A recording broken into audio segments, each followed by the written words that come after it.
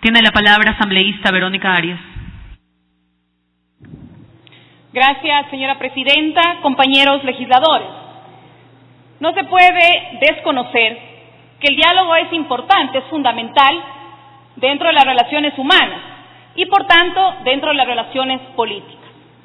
El presidente Lenín Moreno ha planteado la iniciativa del diálogo nacional que, de acuerdo al texto del decreto ejecutivo, señala que permitirá fortalecer la unidad y la democracia en función de los grandes objetivos nacionales.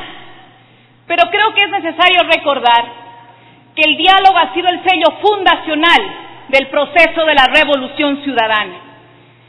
El gobierno del expresidente Rafael Correa aplicó esta política de manera directa y permanente, con diferentes organizaciones sociales, políticas, sindicales y empresariales.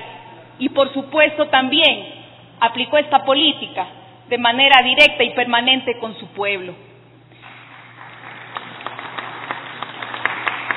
Fue justamente el proponente de esa resolución, el asambleísta Pavel Muñoz, en ese entonces en su calidad de secretario nacional de Planificación, el encargado de impulsar el diálogo por la equidad, propuesto por el presidente Rafael Correa.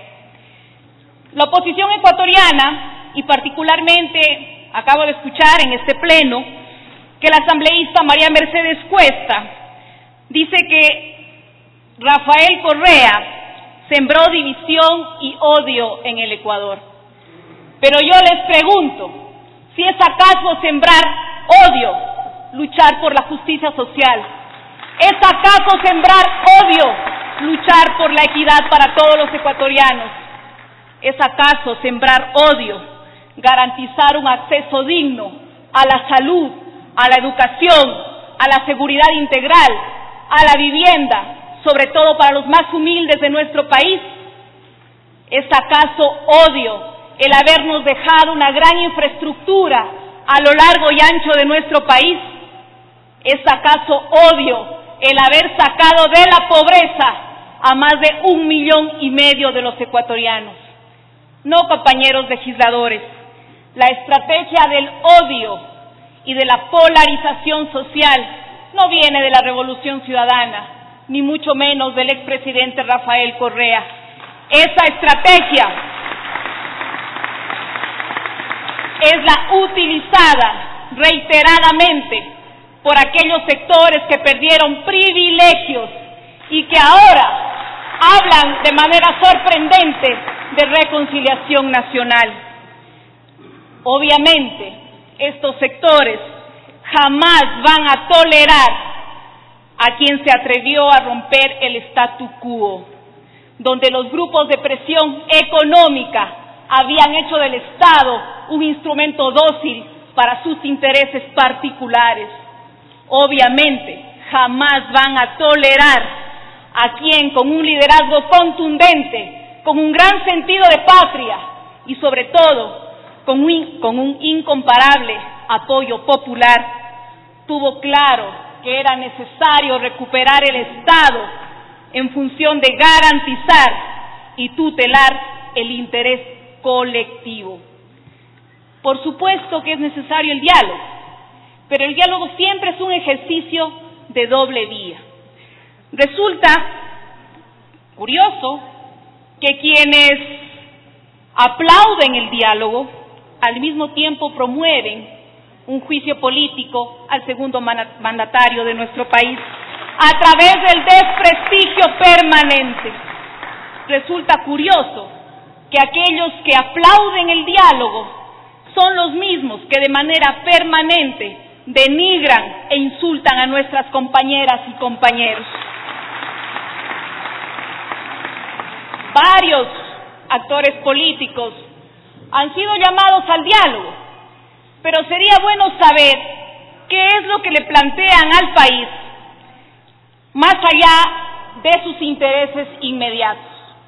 Creo que es necesario que tengamos claro que el pueblo ecuatoriano en las urnas el pasado 2 de abril mandó un mensaje claro para que continúe la revolución ciudadana y sobre todo para que se cumpla un plan de gobierno, una agenda programática que se ha venido implementando durante estos 10 años.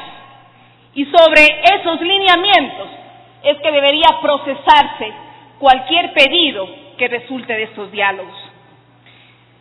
El presidente Moreno ha manifestado que dialogar no es una muestra de debilidad, y eso puede resultar así, pero el diálogo tampoco significa imposición. El diálogo tampoco significa que los sectores de oposición tengan que imponer su agenda o que grupos corporativos tengan que imponer su agenda. El diálogo puede resultar un aporte importante para realizar ajustes siempre en función del bien común general, pero hay que recordar que hay orientaciones ideológicas y principios en los que no podemos claudicar, no podemos perder el rumbo, porque tenemos la responsabilidad histórica de profundizar y consolidar este proceso de la revolución ciudadana. El asambleísta Pavel Muñoz propone la aprobación de este proyecto de resolución de diálogo en la Asamblea Nacional y creo que es importante. Hay temas legislativos, una agenda legislativa que discutir, temas de seguridad social, temas relativos a los trabajadores, temas económicos, sociales, políticos, productivos, de emprendimiento, entre otros. Pero también creo que es necesario manifestar en este pleno. Yo tuve el alto honor y la responsabilidad de representar a mi provincia también en el periodo legislativo anterior, y tuvimos en el debate de las leyes una amplia participación ciudadana, con varios procesos de consulta prelegislativa, foros, socializaciones, donde los ciudadanos pudieron aportar, pudieron observar y ser parte fundamental en la construcción de las leyes. Por ello, en ese sentido, quiero manifestar mi apoyo a esta resolución que surge como una posibilidad real para reafirmar la participación ciudadana en el proceso de la construcción de leyes en este Parlamento Nacional. Muchas gracias, señora Presidenta.